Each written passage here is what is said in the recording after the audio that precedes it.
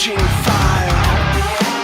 I know you can see when I see they'll have their way, everyone breaking down. If we turn and we flee, all I know is I'd rather die than believe a lie. I cannot follow the blind. We'll never back down, we will not relent. Now and never till the day that we dreamed of. My name is Retro Joe, and I'm the advocate for the Pro Wrestling Power podcast. Yep, that's what we started with this week on Raw, the second week of the empty arena matches. So, what was it like the second week of Raw with no one there to watch? We got some matches.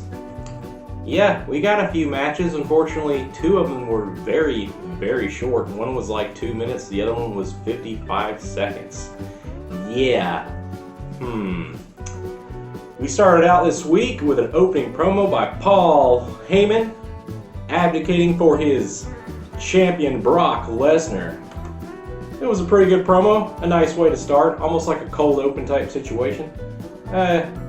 It was probably one of the better promos of the night. There was several that were not so good, but yeah, this second episode of Empty Arena just shows how much WWE cannot do these 2-hour broadcasts on Raw like this, because unfortunately we got 2 replay matches this week. 2 replay matches that have to do with sort of the storyline going towards WrestleMania here in a few weeks. But yeah, after the opening segment with Mr. Paul Heyman, we had a replay of the Triple Threat match at Royal Rumble 2015 for the championship. It was John Cena versus Seth Rollins versus Brock Lesnar. We've all seen this. I'm not going to talk about it very much. Brock will retain the championship on that. And yeah, that's all I got to say about that. It was just a replay. Y'all have already seen this probably way in the past. This is a very old 5-year-ago match. Moving on, we get reminded by Mr. Adam Cole of Gronk hosting WrestleMania. Ooh, so exciting. The Gronkowski with his dancingness going to host WrestleMania in front of nobody. Not impressed, Gronk. Sorry. Don't like you, man. I never was a Patriots fan, even though your team is pretty good. But that whole cheating situation back in the day, sorry, can never follow the Pats after that. Now, the best promo of the night started right after this. We had AJ Styles and his promo with the OC against The Undertaker, their match coming up. AJ Styles, man, he was pulling everything out of his butt on this one. He was going after Undertaker and Michelle Cole situation where she's working him to death for all the money, and Styles was sitting there talking about how he came out last week wearing his maternity pants, which, I don't know, it's kind of funny. I like Undertaker, but you gotta have this awesome back and forth to make things work. But the cool thing about this, he challenged him at WrestleMania to a Boneyard match. Now, what is a Boneyard match? We don't know yet. I'm thinking this is a callback to Halloween Havoc where they had the graveyard match and somebody got thrown in the grave, because AJ says and swears down that he wants to bury The Undertaker. We shall see what this Boneyard match is. So, yeah. Then we cut to a Andrade promo. I thought this one was a very dry, not entertaining segment. I mean, I like Andrade. I think he's great, but this segment was really dull. I don't know. I wasn't impressed by it. And also, there was a problem. They botched the promo. His little manager, Selena Vega, said that the audience would be there for the Street Profits when they lost, and they could hang out in the crowd with them and stuff and drink from their little solo cups. Selena, what crowd? There's no crowd with her, no audience. So, yeah, I think you botched your promo there, lady. Now we get on to the first match of the night. Was a tag team match with Andrade and Angel Garza versus Ricochet and Cedric Alexander. Now, if y'all don't know, here's a quick fact for you. Cedric Alexander is married to none other than Big Swole from AEW. That's right, Big Swole. That's her husband, Cedric. Yeah. If y'all didn't know that, there you go. New fact for the day. This match was it was the longest match. It was all right. It was pretty high paced. Angel, he was funny. He kept you're supposed to hold on to this, the tag rope on the turnbuckle. You're supposed to hold on to it. he kept trying to like not hold it and tag in, and he actually moved it down the whole ring at one point down the rope to the other side to try to do the tag. And the ref was like, "No, man, get back over there." The ref was funny on this one. Angel kept doing that. The only thing the match was really good. The only thing I didn't like was the Street Profits came out during the match to commentate. Oh my God, they're annoying on the mic. Guys, shut up. We don't want to hear it. You ruined the match. You're very annoying on the mic. I'm sorry to say. It was just a whole bunch of gangster talk and all this Street Profits, streetwise stuff, and it was I didn't care for it. Sorry, didn't care for that part of it.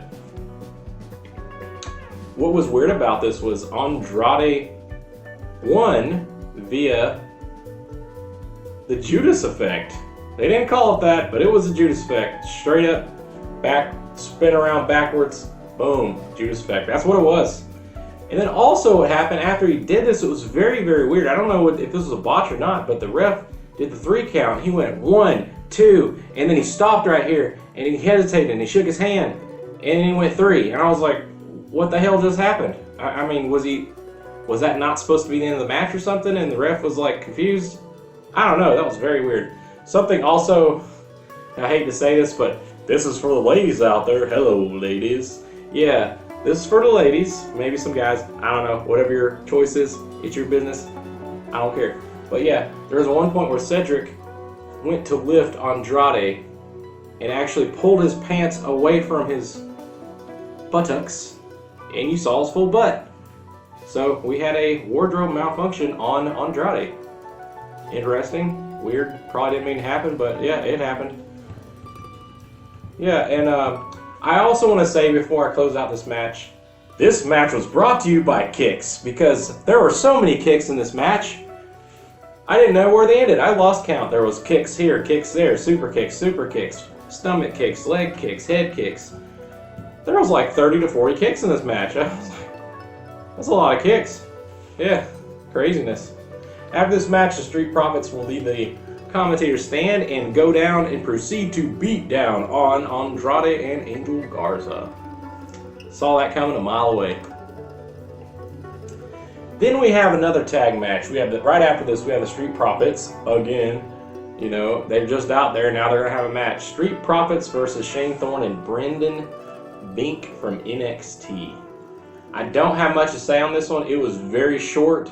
Pretty much the whole time the Street Profits dominated this NXT team that I've never heard of. It was very quick. It was almost like a jobber match, honestly. It lasted all of like a minute 50 seconds. And Street Profits won via the cash out finisher. Very short match, just pure domination by the Street Profits. Although I don't care for you guys. Then we move on to a video promo of Riddick Moss taking a little jog in his lovely little corona-free neighborhood. And then all of a sudden you see a taxi cab pull up with a ref in it, and who pops out of the trunk? That's right, Mr. R-Truth, to take back the 24/7 title. So we had a title change, even though it's just a 24/7 title, on this week's edition of Raw. Then we move on to a very, very promo. Shayna Baszler comes out talking about her upcoming match with Becky Lynch. It was a very short promo. She tried to intimidate the girl talking to her. I wasn't buying none of it. Shayna Baszler is horrible on the mic. I thought the promo was very dry and dull. Then we have this all happened in the dark. Then we had the lights come up and Becky's there with the chair and hits her a few times, and then she walks out, and that was it. I don't know. The Becky part was cool, but the promo by Shayna, didn't like it. Final match of the night, if you can even call it a match, we have Alistair Black versus Leon Ruff. Who? Leon Ruff. Don't know who this guy is, never heard of him. Apparently he's probably some kind of jobber, because the way they set this up was Alistair Black came out in his awesome intro as always, sits down in the middle of the ring, Indian style. Leon's just standing there freaking out, looking like a scared little kid. And then eventually he's like, come on, let's fight. And the ref's like, that's your pony, man. You can take care of that. And then Leon basically goes to kick him. Alistair leans back, dodges, jumps up, aka Shawn Michaels style, roundhouse kicks him to the face, boom to the pin. 55-second match. Really, Raw? A 55-second match? I did like the match. I mean, even though it was like not even a minute, I liked the whole setup. It was funny. You know, you had this nobody freaking out, and then you take him out in one move. Yeah, not Corona. Anyways, yeah. So we got a whole total of maybe 20 minutes of wrestling this Raw, which was more than last week. It definitely was more than last week, but yeah, one match 55 seconds, and the other one like a minute 50. The other one was like about 14 minutes or so. But yeah, still not much wrestling, guys. Y'all got to do something. This ain't gonna work for too much longer. Then we move on to a promo by Kevin Owens talking to Seth Rollins. I like Seth Rollins. I like the Monday Night Messiah. But this promo was just very dodgingly boring. Another boring promo. Kevin was just talking to Seth and saying, "Hey, I'm ready to go. WrestleMania. Let's do this."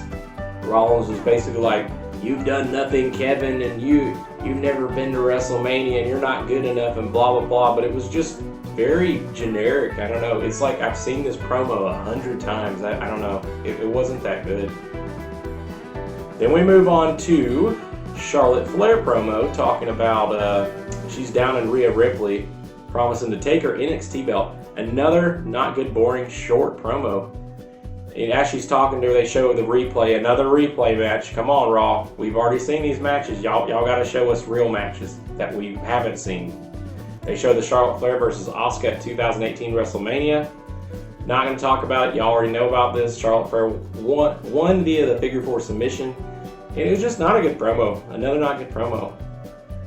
Finally, we move on to the Randy Orton promo. This is the last promo, last section of the whole night. Randy Orton is sitting there speaking to Edge. And he's talking about, how basically like he's the best in the world and blah blah blah and all this, and it shows video cutaways. The whole episode was showing video cutaways. It was a lot. There's probably like 20-30 minutes of video cutaways that we've already seen. That's just unacceptable to WWE. Come on, guys, come on.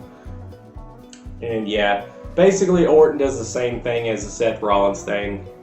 Same difference. Wasn't anything incredible or exciting. It was the same old Randy Orton promo. Randy Orton did accept the last man standing match for WrestleMania. That should be a good match because I love Edge and I love what he does. Other than that, how was this week compared to last week? About the same, I would say. Actually, maybe worse because a lot of promos were not that good and the matches were very short.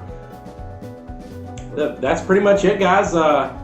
Hopefully these empty arenas won't last too much longer. And I hope you enjoyed my review of Monday Night Raw for March 23rd. And remember, if you like us, subscribe, follow us, give us likes, loves, anything you want to do. And remember to keep it retro.